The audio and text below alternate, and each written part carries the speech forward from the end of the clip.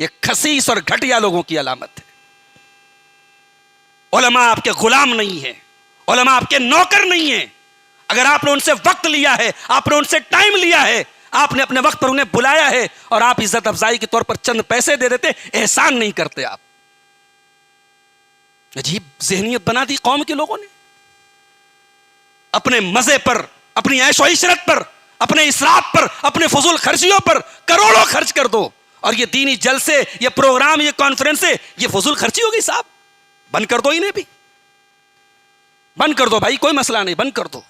घर में जवान लड़के आते हैं और लड़कों के दोस्त आते हैं और आपकी जवान बेटी जाके अपने आपके लड़के के दोस्तों को चाय दे रही है। ये कहां का तरीका है भाई? कहां का तरीका? ये इस्लाम का तरीका है? लड़की का रिश्ता देखने जा रहे हैं, लड़की देखने जा रहे हैं। अब बहन का कहना है साहब अपने भाई के लिए तो मैं ऐसी दुल्हन लाऊंगी पूरा मोहल्ला एकदम वन पीस हो, एकदम A1 पीस होना चाहिए। अब इसी तलाश में तलाश हो रही है भाई बेचारा 25 साल का था, 35 साल का हो रहा है और उसकी बहन को अपने मतलब की भाभी नहीं मिली। क्यों? आइए बगैर किसी ताख़ीर के हम इस इजलास के आखिरी ख़तीब मुक़र्रिर शोला बयां फ़ज़ीलतुश्शैख़ जनाब मौलाना अब्दुल गफ़्फ़ार सलफ़ी हफ़िज़हुल्लाह को इस शेर के साथ दावत देते हैं कि बाहुनर हो पुरअसर हो कौम के रहबर हो तुम। बाहुनर हो पुरअसर हो कौम के रहबर हो तुम। कहकशा हो फूल हो इत्र हो अंबर हो तुम। आओ महफ़िल में खिताबत का चिरागे ज़ौ लिए।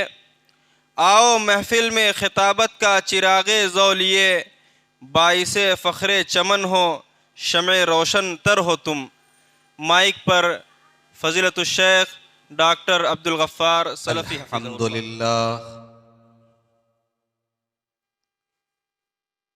नहमदुहु व नस्तईनुहु व नस्तग़फिरुहु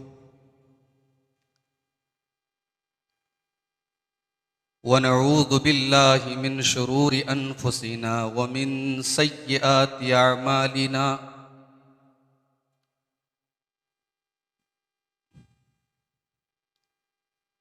मन यहदिहिल्लाहु फला मुदिल्ल लहु व मन युद्लिल फला हादिय लहु। व अशहदु अल्ला इलाहा इल्लल्लाहु वहदहु ला शरीक लहु व अशहदु अन्न मुहम्मदन अब्दुहु व रसूलुहु। या अय्युहल्लज़ीना आमनुत्तक़ुल्लाहा हक़्क़ तुक़ातिही व ला तमूतुन्न इल्ला व अंतुम मुस्लिमून। या अय्युहन्नासुत्तक़ू रब्बकुमुल्लज़ी ख़लक़कुम मिन नफ़्सिन वाहिदा व ख़लक़ मिन्हा ज़ौजहा व बत्त मिन्हुमा रिजालन कसीरन व निसाअ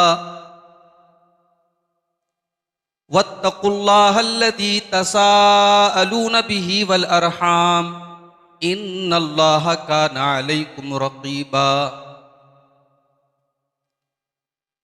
या अय्युहल्लज़ीना आमनुत्तक़ुल्लाहा व क़ूलू क़ौलन सदीदा युस्लिह लकुम अअमालकुम व यग़फ़िर लकुम ज़ुनूबकुम व मन युतिइल्लाह व रसूलहु फ़क़द फ़ाज़ फ़ौज़न अज़ीमा। अम्मा बअदु फ़इन्न ख़ैरल हदीथि किताबुल्लाह व ख़ैरल हदी हदी मुहम्मदिन सल्लल्लाहु अलैहि वसल्लम व शर्रल उमूरि मुहदसातुहा व कुल्ल मुहदसतिन बिदअह व कुल्ल बिदअतिन ज़लालह व कुल्ल ज़लालतिन फिन्नार। अऊज़ु बिल्लाहि मिनश शैतानिर रजीम। बिस्मिल्लाहिर रहमानिर रहीम। अल मालु वल बनून ज़ीनतुल हयातिद दुनिया वल्बाक़ियातुस्सालिहातु खैरुन इंद रब्बिका सवाबन व खैरुन अमला। सदर मोहतरम, उलमाए किराम, मोहतरम बुजुर्गों, नौजवान साथियों, माँओं और बहनों, प्यारे बच्चों, मस्जिद अहले हदीस धमरिया लोहता में जमीयतुश्शुबानिल मुस्लिमीन की तरफ से बड़ा बेहतरीन प्रोग्राम आज मुनक़िद हुआ और अब तक बड़ी कामयाबी के साथ ये प्रोग्राम चला। दिसंबर का महीना है, सर्दियों की रात है। मेरा तो ख्याल ये है कि अब आपको जो है घर जाना चाहिए और आपके सब्र का मजीद इम्तिहान नहीं लेना चाहिए। बातें तकरीबन सब आ चुकी। सदर मोहतरम का खिताब आपने समाअत किया। शेख गुफरान रहमानी साहब ने हमारी बहुत बड़ी समाज की एक बुराई हसद के ऊपर बड़ा पुरमग़्ज़ खिताब किया। हमारे बड़े अजीज़ दोस्त शेख अबुल कलाम सलफ़ी हफ़िज़हुल्लाह ने इत्तिबाए सुन्नत पर मुख्तलिफ़ पहलुओं पर भी रोशनी डाली। मैं चाहता हूँ, 12 बज चुके हैं, मुख्तसर सी ये गुफ्तगू आपके सामने एक बड़े अहम मौजू पर,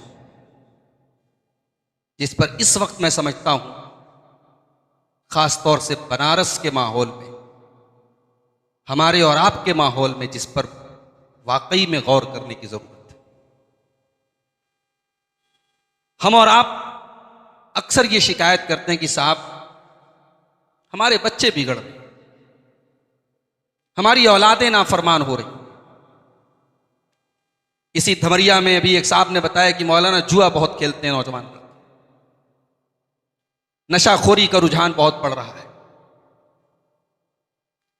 बेराह रवी और गलत काम में हमारे नौजवान बड़ी तेजी से मुलव्विस हो रहे। सवाल यह है, ऐसा क्यों हो रहा है? दिन ब दिन हमारे बच्चे क्यों बिगड़ रहे हैं? औलाद बहुत बड़ी नेमत है मेरे भाई, और ये नेमत कितनी बड़ी नेमत है इसका अंदाजा उस इंसान से आप लगा सकते हो, उससे पूछ सकते हैं जिसके पास औलाद की नेमत ना हो, जिसके घर के आंगन में बच्चों की किलकारियां ना हो, उससे आप पूछिए कि औलाद कितनी बड़ी नेमत। जिस इंसान की उंगली मचलती हो कि मैं भी बाप होता और अपने बच्चे की उंगली पकड़ के बाजार लेके जा, उस इंसान से पूछो औलाद कितनी बड़ी नेमत। माए कहती है साहब हमारे बच्चे हमें बड़ा डिस्टर्ब करते हैं, हम कोई और काम नहीं कर पाते। उन औरतों से पूछो जिनकी शादियों के 10-10 साल, 12-12 साल हो गए, उनके सूने कमरे में उनके पास कोई मसरूफियत नहीं, उनका कोई बच्चा नहीं है जिसके गीले बिस्तर को उन्हें चेंज करना पड़े, उन्हें रातों में कोई उठाने वाला नहीं। वो तरसती हैं कोई बच्चा होता जो हमें रात में उठाता। बहुत बड़ी नेमत है औलाद। नबियों ने औलाद की दुआ मांगी। इब्राहीम अलैहिस्सलाम जैसा पैगंबर अल्लाह से दुआ मांगता है, रब्बि हबली मिनस्सालिहीन, परवरदिगार हड्डियां कमजोर हो चुकी हैं, बूढ़ा हो चुका हूं, वतन से निकाला जा चुका हूं, परदेश जा रहा हूं, कोई सहारा नहीं है, मुझे नेक औलाद दे दे। ज़करिया अलैहिस्सलाम दुआ करते हैं, रब्बि हबली मिन लदुनका ज़ुर्रियतन तय्यिबतन इन्नका समीउद दुआ। परवरदिगार पाक औलाद दे दे, पाक ज़ुर्रियत दे दे, तू दुआओं को सुनने वाला है, फरियादों को सुनने वाला है, मुझ बूढ़े को तू नेक औलाद दे दे। अंबिया ने दुआ मांगी। इसीलिए अल्लाह ताला ने औलाद को दुनिया की जिंदगी की जीनत करार दिया है। जीनत का मतलब समझते हैं भाई? एक घर है, घर में आपने कमरा बना दिया, कमरा तैयार है, दीवारें तैयार हैं, अब उस पर आपने प्लास्टर चढ़ा दिया, ये जीनत है। प्लास्टर के बाद आपने उस पर पेंट करा दिया, आपने कुमकुमे लगा दिए, आपने कमरे को सजा दिया, डेकोरेट कर दिया, इसको जीनत कहते हैं। दुनिया की जिंदगी में अगर माल ना हो और औलाद ना हो, दुनिया ब्लैक एंड व्हाइट हो जाए। दुनिया की जीनत है औलाद। इसीलिए अल्लाह ने कुरान के 15वें पारे में फरमाया सूरह कहफ के अंदर, अलमालु वल बनून ज़ीनतुल हयातिद दुनिया, अलमालु वल बनून ज़ीनतुल हयातिद दुनिया। माल और औलाद दुनिया की जिंदगी की जीनत है, अट्रैक्शन है, सौंदर्य है, खूबसूरती है। वल बाक़ियातुस सालिहातु खैरुन इंद रब्बिका सवाबन व खैरुन अमला। ये अलग बात है, अल्लाह के यहाँ काम आने वाली चीज इंसान की नहीं। औलाद भी एक हद तक साथ देती है, जिस दिन मरेंगे औलाद भी साथ छोड़। तो औलाद बहुत बड़ी नेमत है मेरे भाई, लेकिन औलाद बहुत बड़ी आजमाइश भी। अल्लाह ने कुरान में औलाद को जीनत भी कहा और औलाद को फितना भी कहा। इन्नमा अमवालुकुम व औलादुकुम फितना। ऐ ईमान वालो, तुम्हारा माल और औलाद तुम्हारे लिए बहुत बड़ा फितना है, बहुत बड़ी आजमाइश है। यह औलाद फितना कब बनती है?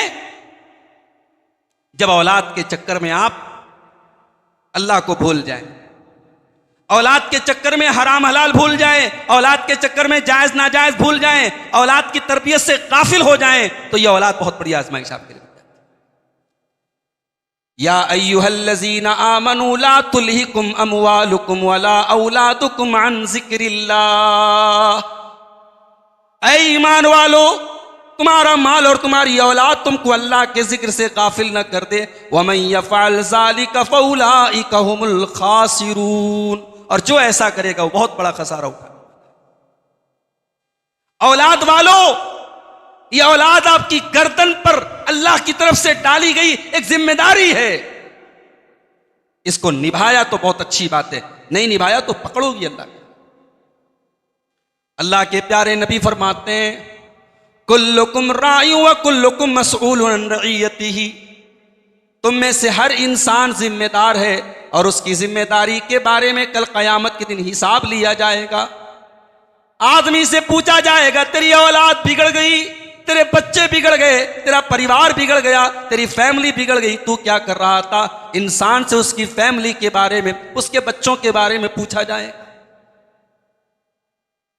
हमारा बच्चा कारोबार ना करे, हम मजदूर आदमी, हमारा बच्चा मजदूरी ना करे, हम हिसाब लेते हैं, हम डांटते हैं, हम तंबीह करते हैं, मार भी देते हैं, क्यों नहीं काम करता? तो बच्चा नमाज नहीं पढ़ता, आपने कभी टोका? बच्चा रात में 11 बजे घर में आता है, आपको कोई फर्क नहीं। रहीमपुरा का रहने वाला बच्चा आपका धमरिया में आके बैठ करके जुआ खेल रहा है, बाप को कोई फिक्र नहीं। और कोई डांट दे, कोई बोल दे, तो बाप कहता है मेरे बेटे को क्यों बोला?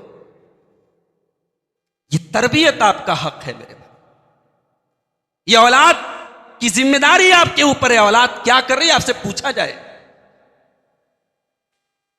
बच्चा पैदा कर देना ये सिर्फ आपका फर्ज नहीं है, उस बच्चे के ताल्लुक से आपके ऊपर कुछ हुकूक है, कुछ जिम्मेदारियां हैं। और सबसे पहला हक जो बच्चे के ताल्लुक से, कि आप पहले अपने आप को नेक बनाएं। बच्चे मां बाप का आईना होते हैं। जिन घरों की औरतें बेहया होती, जिनके सरों पे दुपट्टा नहीं होता, जिनके गरेबानों पे दुपट्टा नहीं होता, जो घर से बेपर्दा निकलती हैं, जो शादियों में बेपर्दा रहती हैं, उन घर की बच्चियां भी बेपर्दा रहती हैं। बच्चियां मां से सीखती, बच्चे बाप से सीखते। औलाद के सामने गाली गलौज करने वाला, औलाद के सामने गुटखा खाने वाला, औलाद के सामने नशा करने वाला, औलाद के सामने बेहुदा बातें करने वाला बाप ये सोचे मेरा बेटा बहुत बहुत नेक और दीनदार बन जाए, तो ये गलत है मेरे भाई। पहले आपको अपने आप को नेक बनाना पड़े। बच्चे आपका आईना होता। कुरान मजीद में अल्लाह ताला ने हजरत मूसा अलैहिस्सलाम का वाकया बयान किया। हजरत मूसा हजरत खजिर के साथ जा रहे थे। हजरत मूसा भी नबी है, हजरत खजिर भी नबी है, दोनों नबी हैं। ये दोनों जा रहे थे। इनका गुजर एक बस्ती के पास से। बस्ती वाले बखील थे। इन लोगों ने कहा भाई हम लोग सफर करके आए, भूखे हैं, अगर खाना वाना हो तो खिला दो। खाना था मगर कंजूस थे, खाना नहीं खिलाओ। अभी हमारे एक दोस्त का फोन आया मुंबई से, मौलाना आजकल जलसों के ताल्लुक से लोग बड़ा उल्टा सीधा बोल, जलसे हो रहे तो लोग कह रहे साहब फजूल खर्ची हो रही है, उलमा को हम दावत दे रहे तो लोग कह रहे नहीं ये सब पैसा बर्बाद कर रहे। जो अपनी शादियों में 10-10 लाख के लोन बुक कर रहा है, जो आतिशबाजी पर और हराम चीजों पर लाखों खर्च कर रहा है, जिनकी शादियों में लाखों रुपए का खाना नालियों में बहाया जा रहा है, उनको ये जलसे फजूल खर्ची लग रहे। उनको उलमा को दिए जाने वाले ये चंद नजराने उनको माल की बर्बादी लग रही है। ये खसीस और घटिया लोगों की अलामत है। उलमा आपके गुलाम नहीं है, उलमा आपके नौकर नहीं है। अगर आपने उनसे वक्त लिया है, आपने उनसे टाइम लिया है, आपने अपने वक्त पर उन्हें बुलाया है और आप इज्जत अफजाई के तौर पर चंद पैसे दे देते, एहसान नहीं करते आप। अजीब ज़हनियत बना दी कौम के लोगों ने। अपने मजे पर, अपनी ऐशो इशरत पर, अपने इसराफ पर, अपने फजूल खर्चियों पर करोड़ों खर्च कर दो और ये दीनी जलसे, ये प्रोग्राम, ये कॉन्फ्रेंसे, ये फजूल खर्ची हो गई साहब। बंद कर दो इन्हें भी, बंद कर दो भाई, कोई मसला नहीं, बंद कर दो। मगर ये याद रखो, ये प्रोग्राम, ये जलसे, ये दीनी तकरीरें जब तक हो रही हैं, सूद को सूद कहा जा रहा है, हराम को हराम कहा जा रहा है। जिस दिन ये बंद हो गए फिर ये टूटी फूटी आवाजें भी बंद हो जाए। देख लो आज बनारस में शादियों का माहौल चल रहा है। बनारस से लोहता आते हुए कम से कम 50 लॉन मेरे नजर से गुजरे, मुसलमान की शादियां हो रही हैं साहब। पटाखे छूट रहे हैं, दाढ़ी वाला, माथे पर सजदे के निशान वाला, 5 टाइम का नमाजी, जवान बेटी को लेके गाउन पहना के, बड़े गले का गाउन पहना के, आस्तीन खुली है, बाल खुले हैं, हुस्न की नुमाइश करा के जा रहा है। कैसा तहज्जुद गुजारे तू, कैसा दीनदार है तू, तू बेगैरत है, तू तय्यूस है।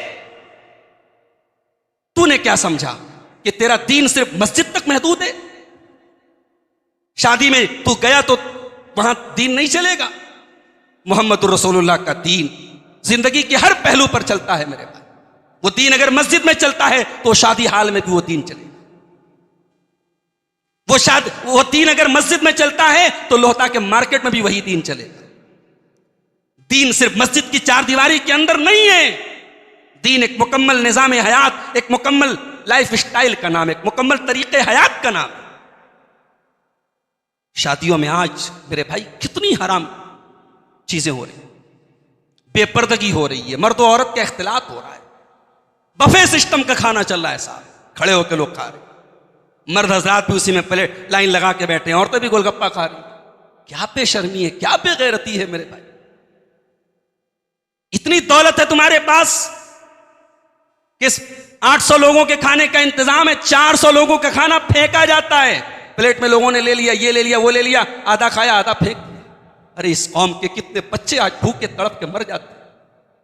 इस कौम की कितनी बच्चियां, गरीब बच्चियां आज तरसती हैं उनके बाप के पास चंद पैसे आ जाए, उनकी शादी हो जाए। वहां तो तेरे जेब से पैसा नहीं निकलता, और जहां पैसा खर्च करना चाहिए वहां आप कहते हैं साहब फजूल खर्ची। दोहरे मेयार मत बनाओ मेरे भाई, ये दोहरे मेयार, ये डबल स्टैंडर्ड मत बनाओ। दीन के नाम पर पैसा खर्च करने के लिए अगर कहा जाए तो 10 रुपया निकलना मुश्किल होता है, और अपने मफाद के लिए और अपनी ऐशो इशरत के लिए हजारों लाखों रुपए लोग खर्च करते। तो हजरत मूसा अलैहिस्सलाम, हजरत खजीर अलैहिस्सलाम दोनों नबी हैं, मगर उन खसीस लोगों ने खाना नहीं खिलाया, कंजूस थे। आज भी समाज में एक बड़ा तबका ऐसा है जिसके घर में मेहमान आ जाए तो औरतों को जब पता चलता मेहमान आया तो माथे पे बल पड़ जाता, रोटी ज्यादा बनानी पड़ेगी, चावल ज्यादा बनाना पड़ेगा। मेहमान के नाम पर चौंक जाते।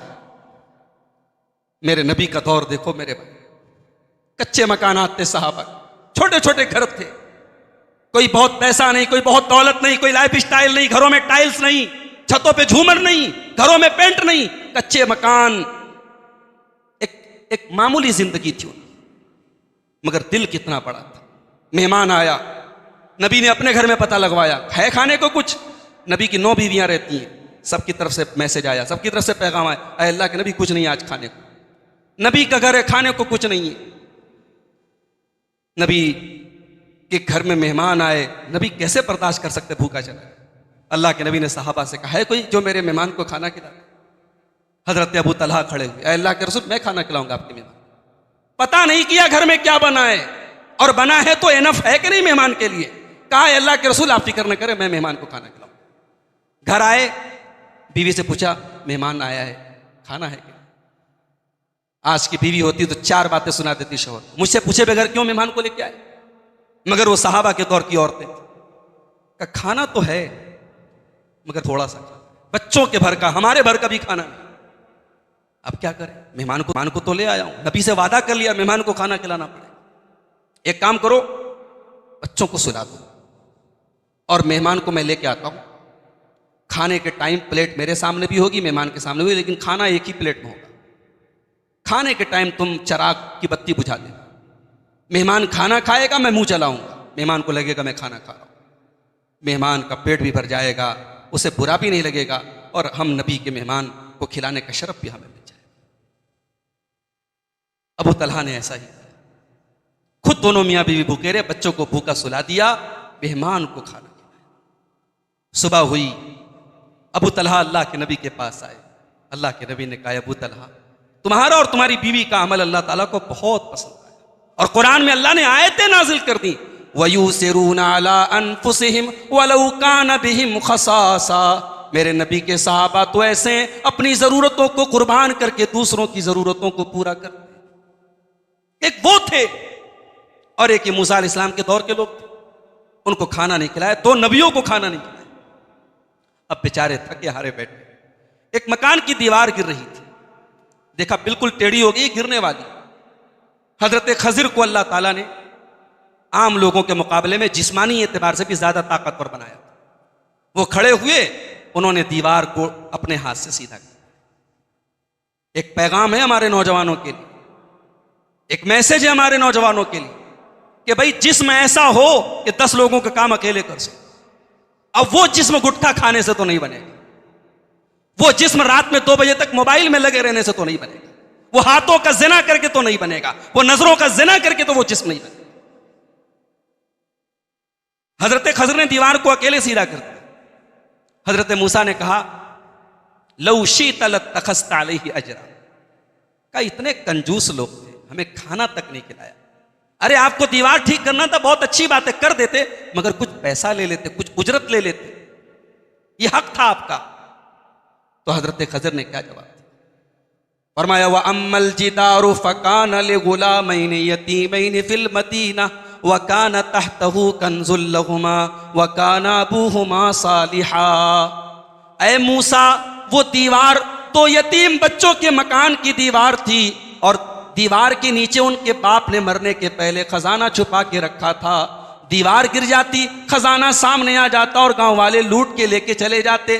फ़अराद रब्बुका अन यब्लुगा अशुद्धहुमा व यस्तखरिजा कंज़हुमा रहमतम मिर रब्बिक। ऐ मूसा, आपके रब ने ये इरादा किया कि वो दीवार न गिरे, मैं दीवार को ठीक कर दूं, ताकि उन दोनों यतीम बच्चे जब वो जवान हो जाएं अपने बाप का खजाना पालें। और ये अल्लाह ताला ने उन बच्चों के खजाने की हिफाजत का मुझे हुक्म क्यों दिया? वकान अबूहुमा सालिहा, क्योंकि उनका बाप नेक था। अल्लाह। इस आयत की तफसीर में अल्लामा इब्न कसीर लिखते हैं, उन बच्चों की नेकी का जिक्र नहीं है, बच्चे नेक थे कि नहीं पता, बच्चों का बाप नेक था। अगर चाहते हो कि आपकी जमीन जायदाद महफूज रहे, आपका धन दौलत महफूज रहे, आपकी औलाद आपके बाद भिखारी न बने, तो जमीन और जायदाद ही खरीदने पर इक्तफा मत करो मेरे भाई, अपने आप को नेक बनाओ। अगर आप नेक होंगे, इंशाअल्लाह आपकी औलाद कभी जाय और बर्बाद नहीं होगी, अल्लाह आपकी औलाद की हिफाजत करेगा।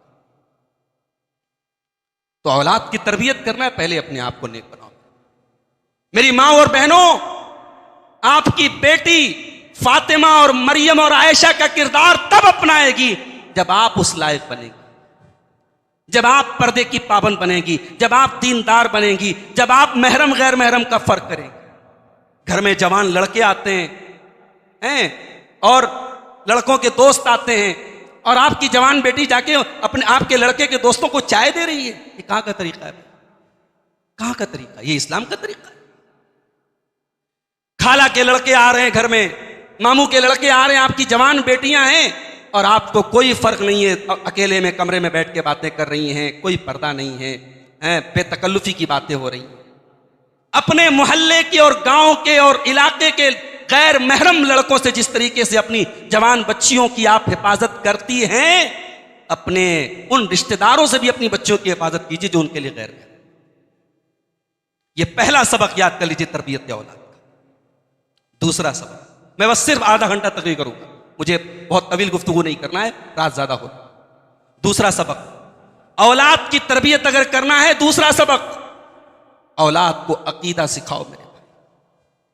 अल्लाह की कसम, आज हमारी नौजवान नस्ल जिस ढर्रे पर जा रही है, अगर हमने इस सैलाब को नहीं रोका, इस तूफान को नहीं रोका, आइंदा 20 सालों के बाद आपको ऐसे नौजवानों को तलाश करना पड़ेगा जो अल्लाह को पहचानते हैं। ऐसे नौजवानों को तलाश करना पड़ेगा जिनके दिल में ईमान की रोशनी है मेरे भाई। आप जरा नजर उठा के देख लें, सर्वे कर लें, इस इलाके के नौजवानों को आप देख लें, आपको 90% ऐसे नौजवान मिलेंगे जो दीन की मोटी मोटी बातें नहीं जानते। अभी बनारस में एक रिश्तेदारी में मैं गया, 15 साल के बच्चे, इंग्लिश मीडियम में क्लास 7 के पढ़ने वाले बच्चे, मोबाइल चलाने वाले, लैपटॉप चलाने वाले, बड़े काबिल, बड़े इंटेलिजेंट, बड़े टैलेंटेड। मैंने पूछा, बेटा अल्लाह के नबी की किसी बीवी का नाम बता दो। खामोश। मैंने कहा अल्लाह के रसूल की किसी बीवी का नाम बता दो। खामोश। मैंने कहा अच्छा हजरत अली कौन थे? सर खुजाने लगा, बोला कुछ तो थे अल्लाह के रसूल। हजरत अबू बकर कौन थे? सहाबी थे। कौन सहाबी थे, कैसे थे नहीं मालूम। दीन की मोटी मोटी बातें हमारी नौजवान नस्ल नहीं करती। हम रोना रो रहे हैं साहब, हमारी कौम की बेटियां मुर्तद हो रही हैं, गैरों के साथ भाग रही हैं। अरे लड़कियों की फिक्र करना बाद में, पहले लड़कों की फिक्र करो। तुम्हारी कौम के लड़के लुंगी पहन रहे हैं, टोपी लगा रहे हैं, मगर उनके दिल और दिमाग के अंदर इस्लाम नाम की कोई चीज बची नहीं रही है। हालात ऐसे बन रहे हैं मेरे भाई। दीन का इल्म क्या है, दीन का शऊर क्या है, हमारे बच्चों को नहीं मालूम।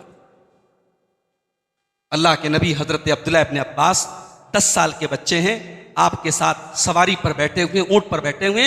अल्लाह के नबी 10 साल के बच्चे से कहते, या गुलाम एहफज़िल्लाह यहफ़ज़का एहफज़िल्लाह तजिदहु तुजाहक। ऐ मेरे बच्चे, तू अल्लाह के शरीयत की, अल्लाह के कानून की हिफाजत कर, अल्लाह तेरी हिफाजत करेगा। तू अल्लाह के हुक्म की हिफाजत कर, अल्लाह हमेशा तेरी मदद के लिए मौजूद होगा। ऐ मेरे बच्चे, वइज़ा सअल्त फसअलिल्लाह वइज़ा इस्तअनत फस्तइन बिल्लाह। ऐ मेरे बच्चे, जब भी सवाल कर तो अल्लाह से सवाल कर, जब भी मदद मांग तो अल्लाह से मदद मांग। और ऐ मेरे बच्चे, सारी दुनिया मिल करके अगर तुझे कोई फायदा पहुंचाना चाहे और अल्लाह ने वो फायदा तेरे मुकद्दर में नहीं लिखा है तो लोग नहीं पहुंचा सकते। और सारी दुनिया मिलकर के तुझे कोई नुकसान पहुंचाना चाहे और अल्लाह ने वो नुकसान तेरे मुकद्दर में नहीं लिखा है तो नहीं पहुंचा सकते। 10 साल के बच्चे को अल्लाह के नबी ने तौहीद सिखा दी, अकीदा सिखा दिया, तकदीर सिखा दी। अपने बच्चों को तौहीद सिखाओ, अपने बच्चों को शिर्क से बचाओ। आपके बच्चे दुनिया में कुछ ना कमाएं, तौहीद लेके अल्लाह के चले जाएं, आपका बेड़ा पार हो जाएगा इंशाअल्लाह। और सब कमा लें, दुनिया कमा लें और ईमान उनके पास ना हो, तौहीद ना हो, तो बेड़ा गर्क है मेरे भाई। इसीलिए इब्राहीम अलैहिस्सलाम जैसा पैगंबर दुआ करता है, वजुनुबनी व बनिया अन नअबुदल असनाम। ऐ अल्लाह, मेरी औलाद को तू शिर्क से बचाना, तू बुत परस्ती से बचाना।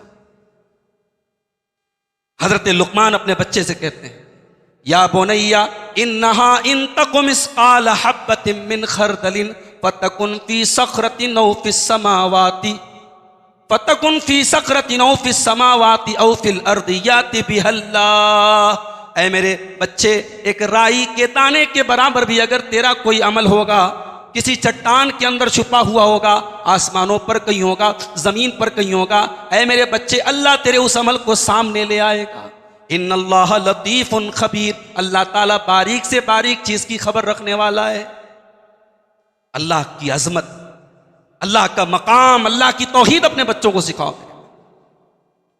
नमाज का पाबंद बनाओ बच्चों, खुद नमाज के लिए उठो और बच्चों को नमाज के लिए उठाओ। या बुनैया अक़िमिस सलाह, ऐ मेरे बच्चे तू नमाज कायम कर, नमाज कायम कर, अपने बच्चों को नमाज का पाबंद बनाओ। अल्लाह के रसूल कहते बच्चा 7 साल का हो जाए नमाज की आदत डालो, 10 साल का हो जाए नमाज ना पढ़े तो मारो। जब बाप खुद नमाज नहीं पढ़ता तो बेटे को किस मुंह से नमाजी बनाएगा? अब्दुल्लाह बिन मसूद रजी अल्लाह ताला अन्हु रात में तहज्जुद पढ़ते थे, उनका मासूम बच्चा सोया रहता था। हजरत अब्दुल्ला बिन मसूद अपने बच्चे को देख करके रोने लगते थे और कहते थे मिन अजली का या बुनैया, ऐ मेरे बच्चे तेरा बाप रातों में उठ करके तहज्जुद पढ़ रहा है, तेरे भले के लिए, तेरे मुस्तकबिल के लिए, तेरे अच्छे मुस्तकबिल के लिए, तेरे लिए तेरा बाप इतनी मेहनत कर रहा है। खुद भी नमाज की पाबंदी करो, अपने बच्चों को भी नमाज का पाबंद बनाओ। बच्चों को अखलाक सिखाओ, बच्चों को मैनर सिखाओ, बड़ों का एहतराम सिखाओ, छोटों की शफकत सिखाओ। आप जो सिखाएंगे, आप जो करेंगे बच्चा पहले सीखेगा। आप जो जुबान से बोलेंगे बच्चा बाद में सीखेगा, आप जो करेंगे बच्चा पहले सीखेगा।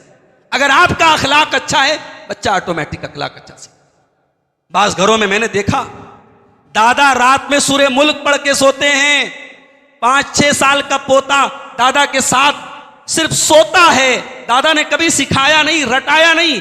दादा के साथ सोने वाला 5-6 साल का पोता अपने दादा के मुंह से सूरे मुल्क जो है ये तकरीबन 2.5 सफ़े की सूरत है, हाफिज़ी कुरान में 2.5 सफ़े की ये सूरत है, उस 5 साल के बच्चे ने दादा से सुन के याद किया। आप जो माहौल बनाएंगे घर में मेरे भाई वो बने। जिन घरों में चिल्लाने की आवाजें आती हैं, चीखने की आवाजें आती हैं, गालियों की आवाजें आती हैं, वहां बच्चों को गाली सिखाना नहीं पड़ेगा, गाली देगा बच्चा। जिन घरों में बाप बच्चों के सामने सिगरेट पीता है, बच्चों से गुटखा मंगाता है, उन घरों के बच्चे नशाखोर बनेंगे, आप रोक नहीं सकते। जिन घरों में यह माहौल होगा नहीं हमें हलाल खाना है, हमें सही खाना है, उन बच्चों के घर में उन घरों के बच्चे जुआरी नहीं बनेंगे इंशाअल्लाह। पहले गार्जियन अपनी तरबियत करे, पहले मुरब्बी अपनी तरबियत करे और आगे बढ़े। बच्चे जवान हो रहे हैं, शादी का मसला आता है। शादी में कितने मसाइल हमारे यहाँ।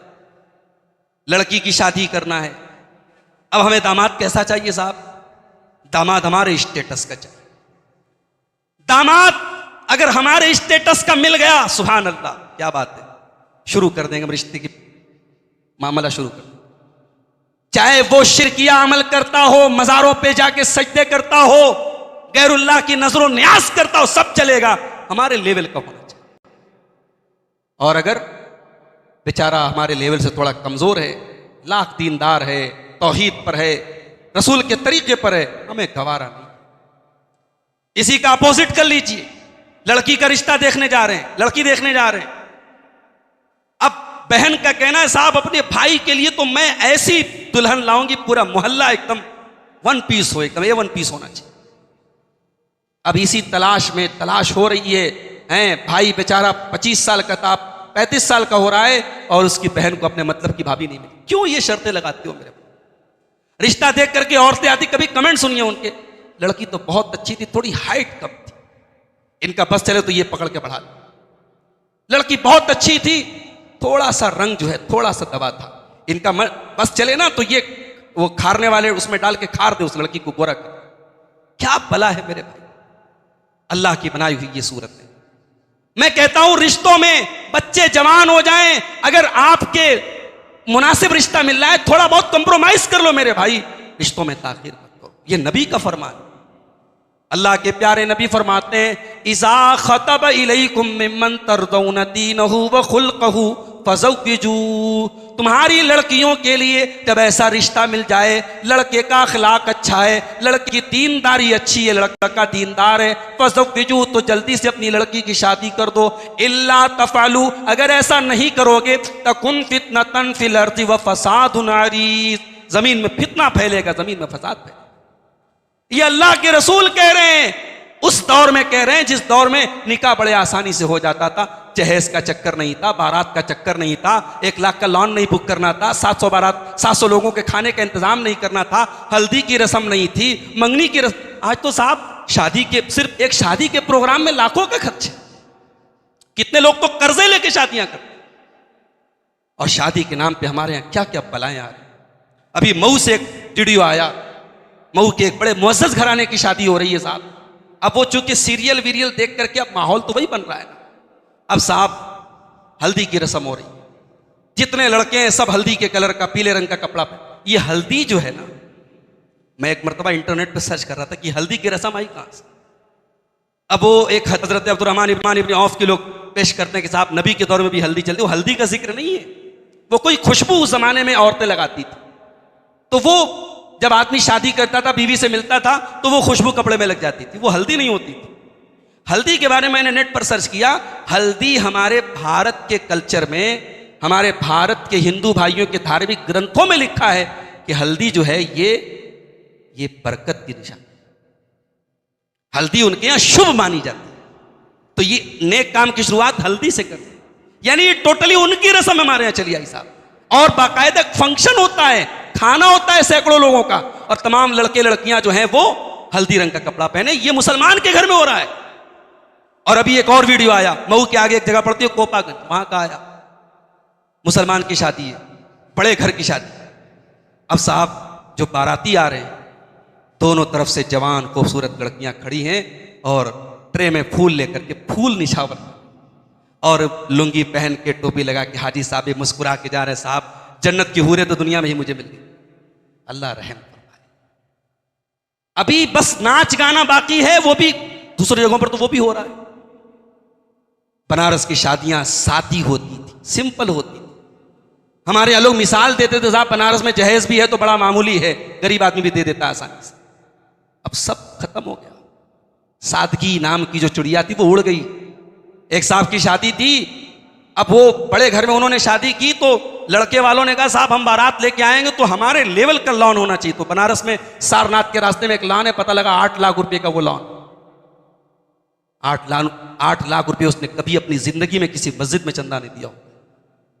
8 लाख रुपए उसने कभी किसी खैर के काम में नहीं खर्च किए होंगे। एक दिन की नुमाइश के लिए उसने 8 लाख रुपए का लॉन बुक कर दिया।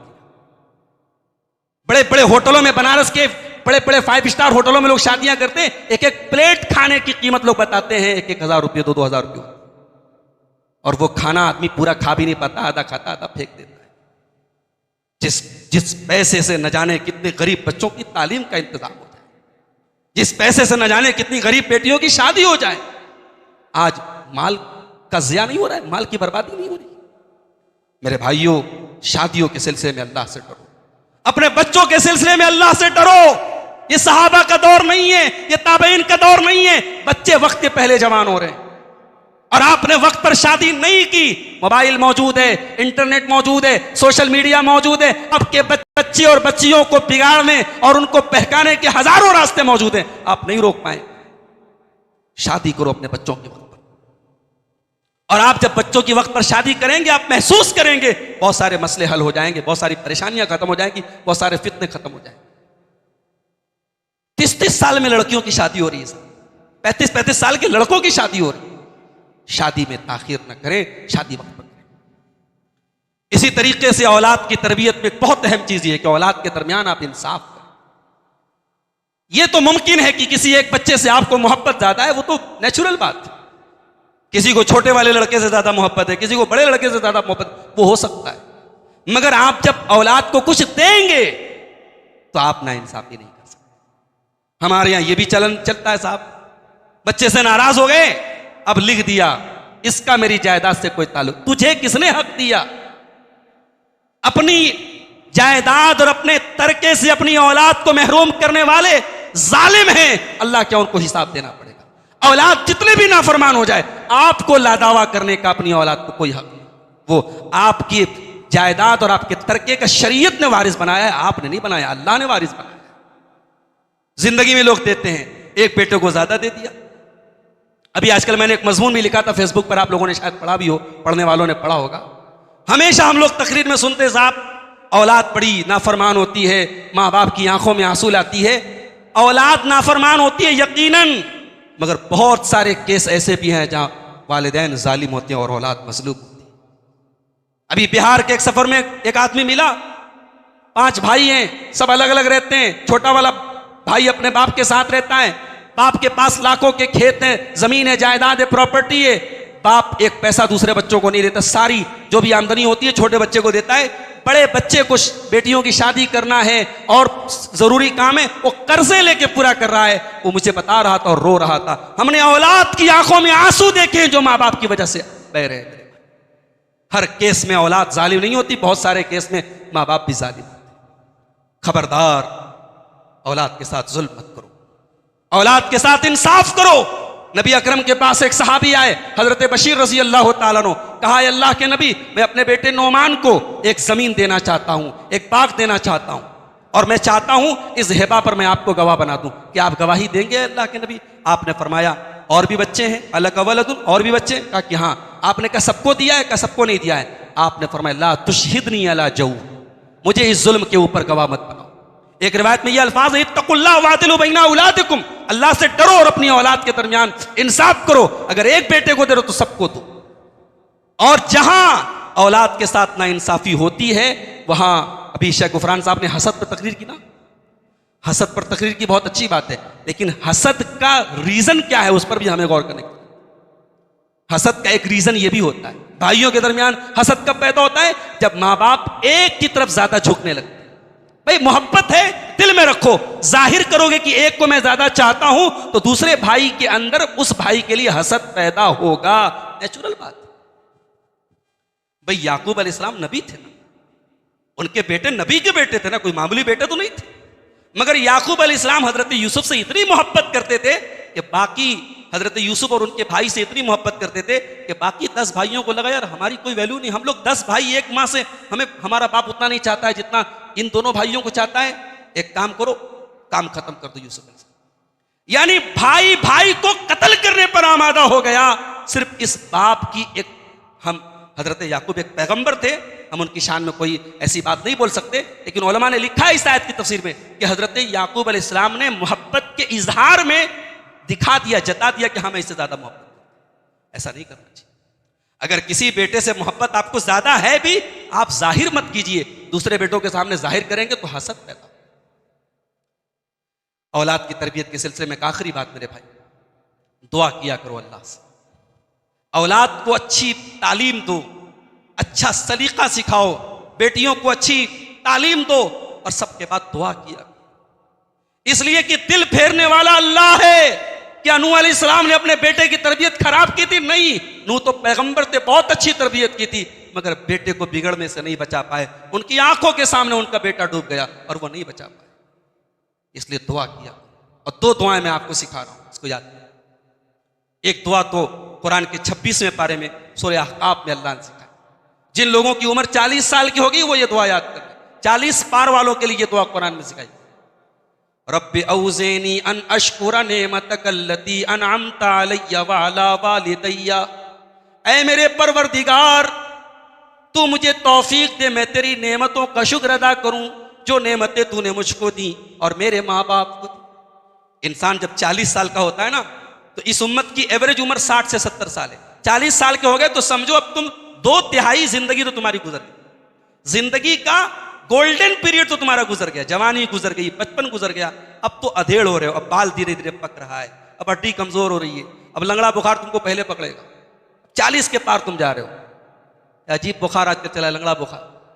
अच्छा, बुखार से याद आया, हमारे यहाँ लॉकडाउन में जो शादियां हुई थी माशाल्लाह बड़ी अच्छी शादियां, हुकूमत ने पाबंदी लगा के रखी थी, तो साहब जो 1000 का इंतजाम करते थे 100 के इंतजाम में उन्होंने निपटा दिया।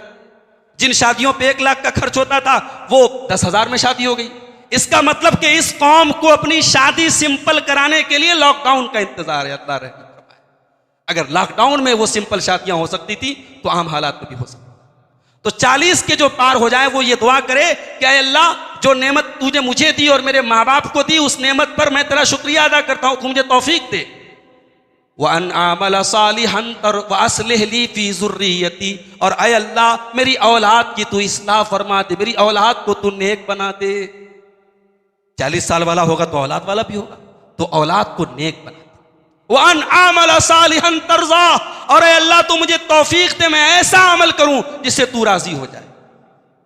ये दुआ कुरान के 26वें पारे में सूरह अहकाफ में है, वहां जाके इसको याद करो। दूसरी दुआ कुरान के 19वें पारे में सूरह फुरकान के आखिर में, वल्लज़ीन यक़ूलूना रब्बना हब लना मिन अज़वाजिना व ज़ुर्रियातिना क़ुर्रता अयुन वजअलना लिलमुत्तक़ीना इमामा।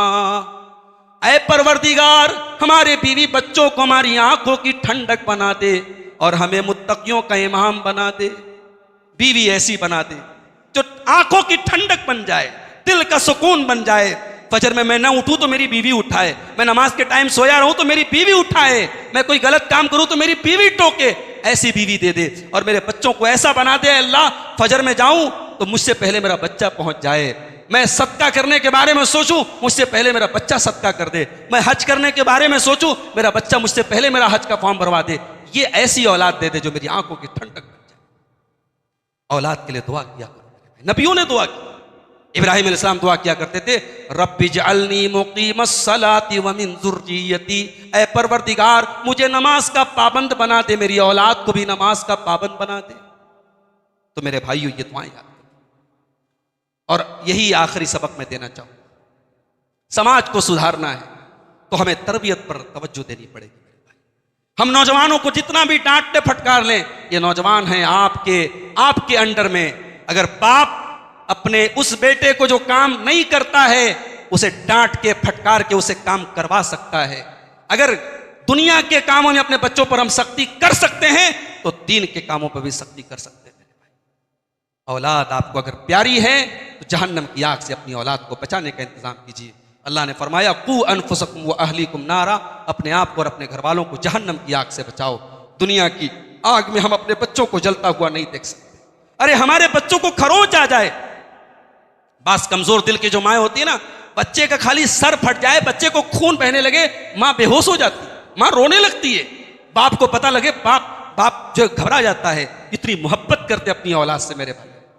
तो जिस औलाद से हम इतनी मोहब्बत करते हैं, कल क़यामत के दिन हमारी औलाद जहन्नम की आग में जले, हम कैसे गवारा कर सकते हैं? अपनी औलाद की आखिरत की फिक्र करो मेरे भाई। जिस तरीके से दुनिया की फिक्र करते हो वैसे आखिरत की फिक्र करो। दुआ कीजिए अल्लाह ताला हम सबको अपने बच्चों की सही तरबियत करने की तौफीक अता फरमाए। जो हमें से जो साहिब औलाद हैं, अल्लाह उनको अपनी औलाद की सही तरबियत करने की तौफीक अता फरमाए। और जो लोग किसी की औलाद हैं उन्हें अपने वालिदैन की सही खिदमत करने की तौफीक अता फरमाए। रब्बुल आलमीन हमें अक़ीदे तौहीद पर, किताब व सुन्नत पर आखिरी सांस तक चलने की तौफीक अता फरमाए। जो हमें से बीमार हैं अल्लाह उनको शिफाए कामिल आजिल अता फरमाए। जो रोज़ी रोटी से परेशान है अल्लाह उनके कारोबार में बरकत नसीब फरमाए। अल्लाह जब तक हमें दुनिया में ज़िंदा रखे, इस्लाम पर ज़िंदा रखे और हम सब का खात्मा ईमान पर हो। रब्बना तक़ब्बल मिन्ना इन्नका अंतस समीउल अलीम व तुब अलैना इन्नका अंतत तव्वाबुर रहीम। व सल्लल्लाहु तआला अला नबिय्यिना मुहम्मदिन व अला आलिहि व सहबिहि अजमईन। वस्सलामु अलैकुम व रहमतुल्लाहि व बरकातुहू।